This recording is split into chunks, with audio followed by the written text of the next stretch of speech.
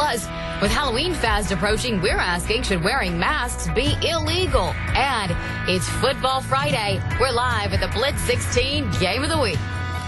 Right now, police are looking for the person who shot and killed a man in his car. I'm Megan West. Ryan is off tonight. Investigators found 67-year-old Charles Duke's body in his car off of a walking trail off 18 Place near Highway 18. A security guard at the Federal Credit Union nearby says he heard a shot around 7, then saw 2 people running from the scene. Investigators say someone shot Dukes in the head. We are investigating homicide number 50 at this time. We don't have much information to give right now. The only thing that we can say is we are in the process of checking local businesses for any surveillance footage, and we're also asking anyone with any information regarding this incident to please call police. Investigators are sending Duke's body to the state crime lab for an autopsy. Police are asking anyone with information to call Crime Stoppers. We turn now to meteorologist Nathan Scott for your Weather First. Out there on our Friday evening, we're seeing a mixture of sunny clouds and 1 or 2 lone showers have popped up over the metro. Take a look at Live Storm Shield 16 Doppler radar. Heavy rain shower right over Bolton right now, and also some rain trying to work its way into the Interstate 55 corridor. Slim chance of an isolated shower out there for the high school football games. I'll let you know what to expect for this weekend coming up. Okay, Nathan, reports of creepy clowns popping up across the state. Now, dressing as clowns and wearing masks is not illegal. But should it be? 16 WAPT's Ross Adams asked that question today and joins us now live in our newsroom. More, Ross. Well, Megan, the latest creepy clown sighting just reported last night here in the metro. Today, we asked the Hinds County Sheriff whether there should be a ban on people wearing masks in public.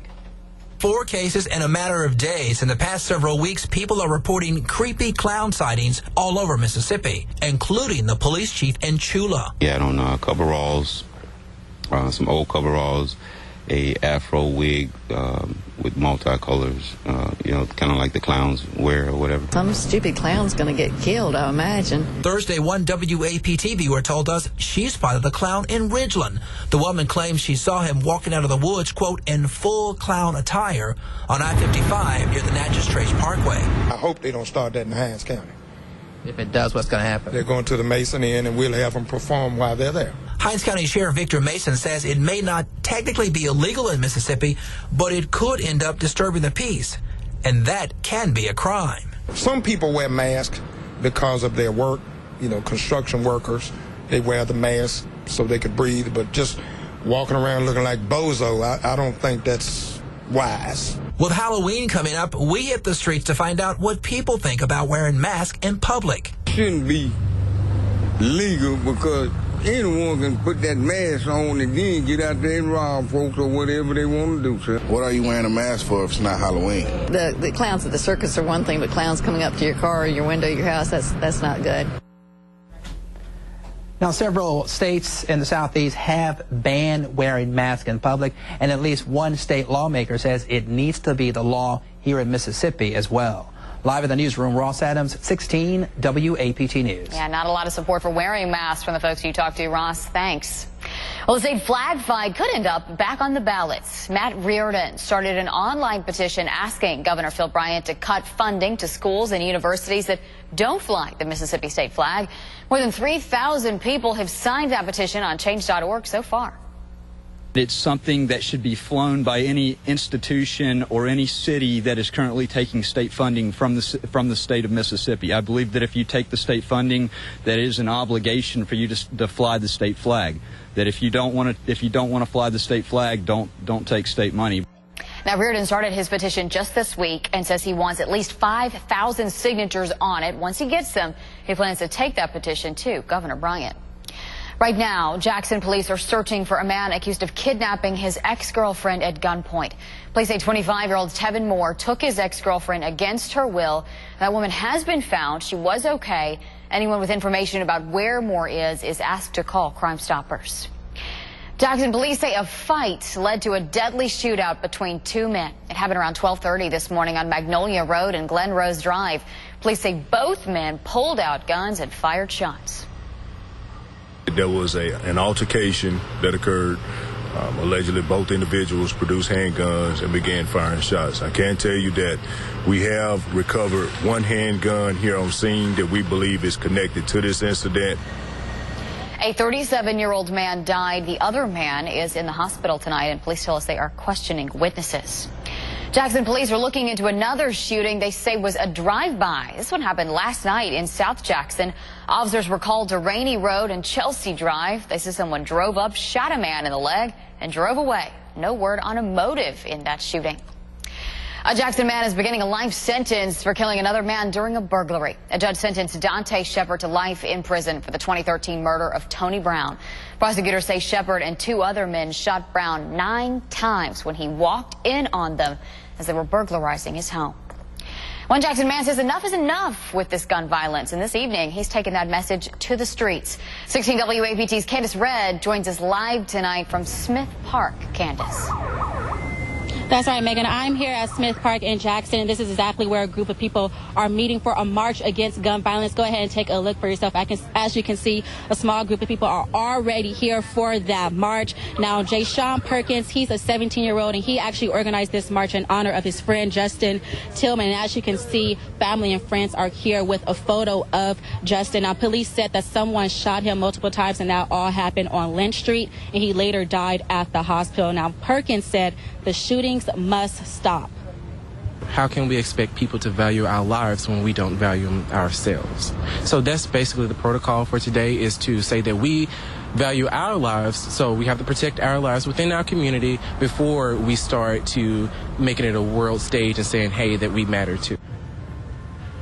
Now, Perkins is a familiar face to the Jackson community. If you can remember, he actually organized a Black Lives Matter march, and that was back in July. He says that he hopes that this march today will help bring the community together. Now, this march is scheduled to end around 6:30 this evening. For now, live in Jackson, Candace Red, 16 WAPT News. Well-spoken 17-year-old Candace, thank you. Hinds County deputies say an argument over a game of dominoes led to an axe attack. This happened yesterday in Bolton. Investigators say Keith Spann hit a man in the head with an axe handle while they were playing dominoes. The victim drove himself to the hospital. Spann is now charged with aggravated assault. The water in the Bogue Chitto River, safe again. Officials issued a water contact warning last Friday after sewage spilled in the river. They say the river wasn't safe for swimming or for fishing. Now, test results show that water is okay again. A new Habitat for Humanity house is going up in Jackson. The only catch? No smoking. Habitat teamed up with Blue Cross Blue Shield to build this home on Smith Robinson Street. It's the second Habitat house built with Blue Cross Blue Shield, and they've labeled it a tobacco-free home. The build site is completely tobacco-free, and our homeowner and her family have committed to remain tobacco-free while they live here. We all want to live a little longer and stay a little more healthier. Yeah, that's Alicia Gibbs. She's actually helping build the home she will ultimately live in, along with several volunteers and her 3 sons. Well, it's like one big doctor's appointment, but with games and dancing. The Senior Wellness Fest brought more than 600 senior citizens to the trademark today. 16 WAPT's Allie Ware shows us how they're learning to take back their health. For 18 years, a group at St. Dominic's has been helping people 55 and older take control of their health. A lot of them don't go to their doctor, or they have no one to take care of their health, and it's, even if they do, it's a good reminder. At the Wellness Fest, there are 90 vendors, including nurses who give flu shots and over 12 free health screenings. How to protect themselves, and how to, if you have a kidney problem, how to live with it.